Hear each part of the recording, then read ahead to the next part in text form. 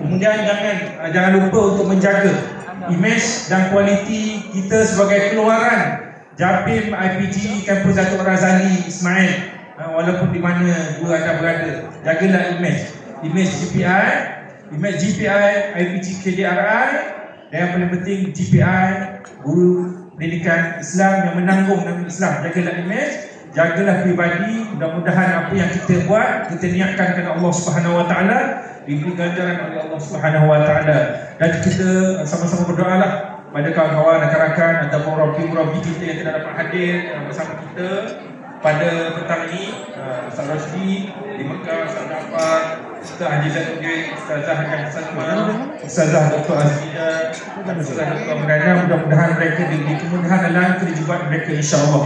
Kami mohon maaf jika ada tersalah selama ini. Apapun, mudah-mudahan tuan-tuan, puan-puan, anak-anak pelajar berjaya dalam hidup masing-masing.